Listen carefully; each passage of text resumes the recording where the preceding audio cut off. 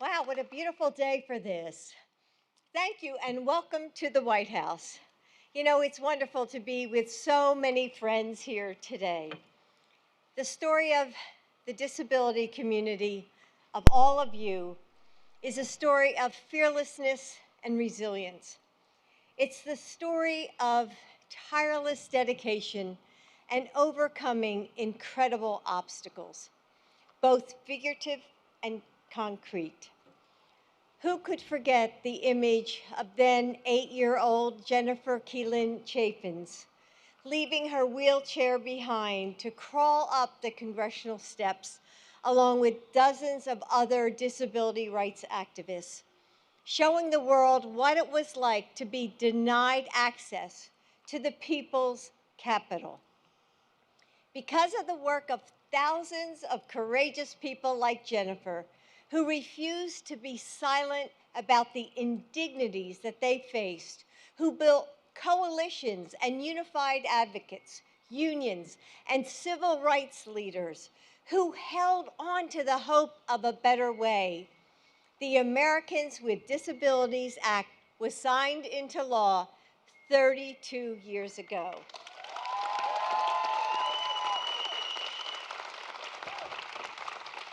This community continues to shape our nation, crafting our laws and dismantling injustice, penning our poetry and painting our dreams, teaching our children and pushing the frontiers of our future.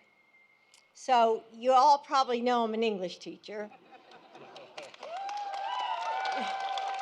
Maybe there's some English teachers in the audience. So I want to end with the words of the advocate and poet, Susan Mazrui. She wrote, and here she is. Stand up, Susan. Yes.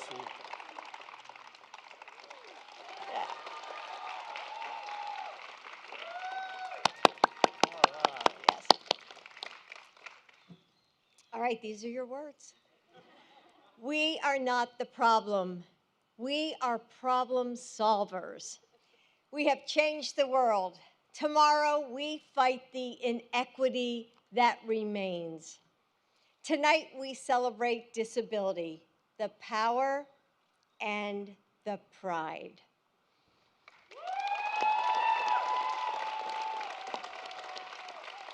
Pretty good. You all have changed the world, and that's why we're here today. We are honored to celebrate your power and your pride. So now, please join me in welcoming a leader who is working tirelessly to build on our progress, Mayor Tim Adams.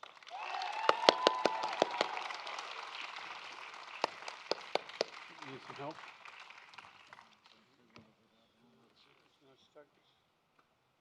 There you go.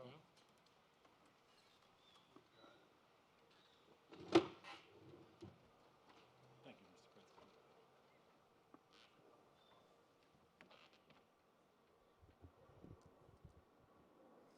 Thank you, Dr. Biden.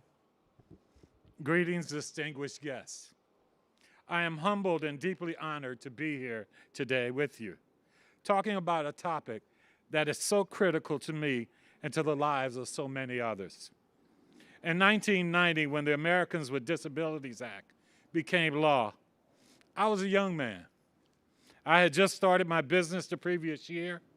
My thoughts and my attention were focused on keeping my business afloat and making my way in the world.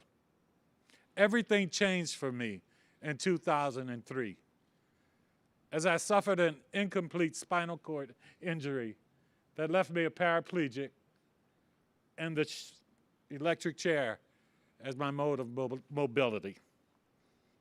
But I learned that the American with Disabilities Act was a lifeline for me and others like me.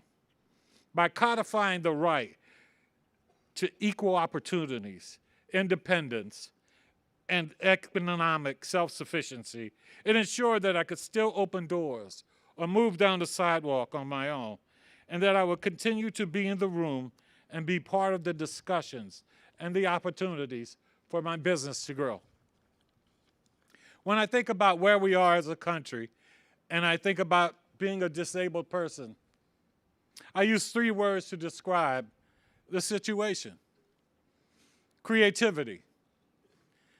My disability means that sometimes I can't do things in the same way as others do.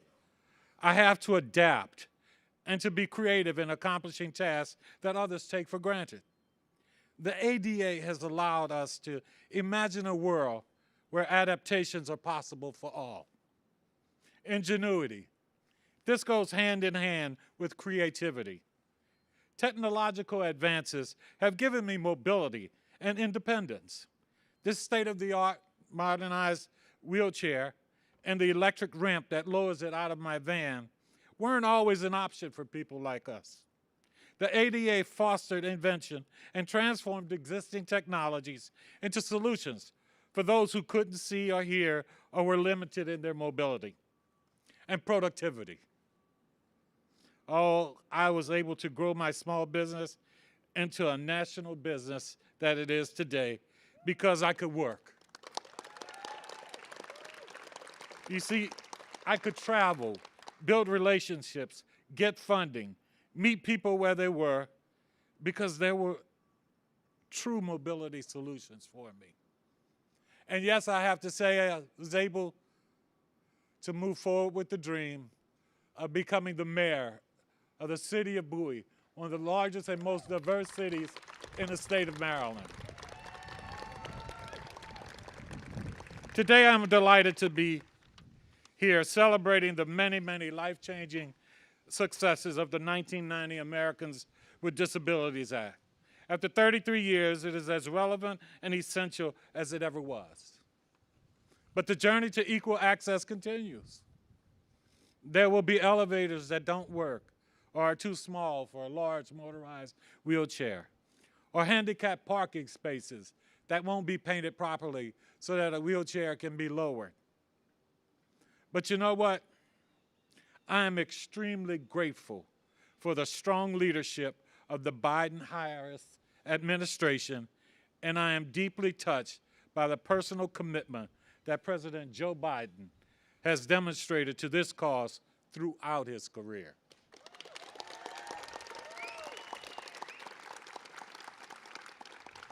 Now, ladies and gentlemen, it is my distinct pleasure and great honor to introduce the President of the United States of America, the Honorable Joe Biden, and to thank him personally for all he has done for all of us with disabilities.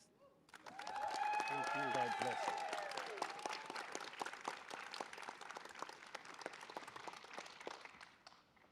Mayor Adams, you're an inspiration. So many people here are. Amy and others that look out, and they're simply an inspiration to people not only with disabilities, but people who don't have disabilities, find themselves feeling sorry for themselves and realize, wait a minute, wait, what am I complaining about? You know, and I enjoy Jill welcoming all of you. I echo her welcome. And every time she stands up and speaks, I think about this is a woman who didn't want to be involved in public life and speaking. I wonder what in the hell I'm voting for her. I'm not running. Tammy, it's great to see you, kiddo. You're not only a great senator, but you're really genuinely a hero. You're a war hero. And Steny Hoyer, probably one of the most effective legislators in the last 40 years in the United States Congress, and a good friend. And Jim, you're a pioneer in the House, 22 years. 22 years. And if you wonder why there's so many Secret Service around, they're here to prevent you from retiring. Don't go. I don't want you to go. You're the best, pal. You're the best. You really are. And I see a couple others out there. Who's that guy sitting next to you? He's new to the body. He knows about New York and bridges and all kinds of other things, but has also been an incredible supporter of the Disabilities Act. We go back and remember guys like Bob Dole and others, don't we, pal, who did so much. Look, I want to thank all the courageous advocates that are here, and there are a lot of advocates here, who've worked so hard to make our country more accessible and more just. Jill and I just wanted to host this celebration for two reasons. First, to celebrate Americans with Disabilities Act that our dear friend Tom Harkin of Iowa helped write and passed 32 years ago. And I was honored to be a co-sponsor. I take no credit for putting together. Tom did all the heavy lifting, but I knew then how important it was. And members of both parties pressed through it through two administrations, led by a dear friend of mine and many of us, the Republican leader Bob Dole. And under President George H.W. Bush, signed into law one of our most important civil rights laws ever. You know, it's hard for younger generations to imagine a world without the ADA. I mean, it's just impossible. I'll not mention his name. I shouldn't go off script here, but not mention his name. But I remember one of the things that got me in real trouble one day as a young senator. I'd only been there a month and a half. There was a senator standing up on the floor of the Senate excoriating Bob Dole and Teddy Kennedy for a precursor for this legislation, saying, why should you confiscate my money to put in a curb cut? Why should I have to pay for it, et cetera? And, you know, it really is something that you all, even those of you who are not here, who are here that are not disabled, you feel in your gut, you know there's just sort of basic decency and fairness. And, you know, and remember the days when, none of you are old enough here, but remember the days when if you were disabled, stores would turn you away. Employees could refuse to hire you. Employers could refuse to hire you. If you used a wheelchair, there was no required accommodation to take a bus, as mentioned already, or a train, or to school or to work. America simply wasn't built for all Americans, but we changed that. And now, for 1 in 4 Americans living with disability in America, we changed the law. You know, it's the key to equality, opportunity, and independence. Tammy and Jim have both said they wouldn't be where they were today without the ADA. They've made speeches about that. It matters. For our country, the ADA is a testament to the character of our people, to the country. It's proof we can work together and keep moving closer to realizing the promise of America for all Americans, for all Americans. And it's proof of the power of our example, an American law that is a global model inspiring 180 other nations to pass similar disability laws. And folks, the ADA advocate Jim Dart, who was often recognized as the godfather who wrote the ADA in 1990, the ADA, he said, wrote in 1990 about the ADA, he said, the ADA is only the beginning. It's not a solution. It's an essential foundation on which solutions will be constructed. From day one, my administration has been building on the ADA foundation. My Labor Department is protecting the rights of workers with disabilities and fighting to end unjust sub-minimum wages.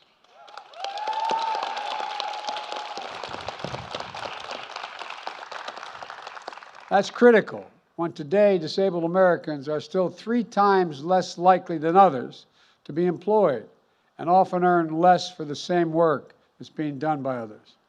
We're also creating a new job by helping state and local governments, employers, and nonprofits tap federal funds to hire more disabled Americans. Our infrastructure law makes the biggest investment ever in accessible transit, updating subways, trains, and airports. It expands access to high-speed internet, a lifeline for people with disabilities to work, to study, to stay connected. And I know COVID-19 is hitting the disabilities community especially hard. The pain, the isolation, the separation, the toll on the mental and physical health of all people, of the community, the loss of life. And on this day, we remember those lives lost. And we thank everyone who is still, we think of them all, those who are still hurting, those who are still struggling, including those living with long COVID. That's why throughout the pandemic, we focused on increasing access to health care to get us through this darkest of times. The American Rescue Plan provided $25 billion to states to expand home and community-based services under Medicaid. So more people can live, who have disabilities, can live independently at their home. We've delivered vaccines, masks, tests, therapeutics directly to people in their neighborhoods. We've mobilized whole-of-government effort to advance our understanding of long COVID and accelerate progress in prevention, diagnosis, and treatment. And I continue to call on Congress to provide the resources we need to deal with COVID across the board. We followed up with the Inflation Reduction Act, one of the most significant laws in our history, one that will lower the cost of prescription drugs, health care, energy, and to make sure the biggest corporations begin to pay their fair share in taxes. There's more we're doing. There's more we're doing to advance disability rights across the board, from increasing access to the ballot box to promoting equity and inclusion around the world. All this is important progress. But the second reason we wanted to host this reception is to acknowledge a movement that's not just about disability rights, but also about disability pride.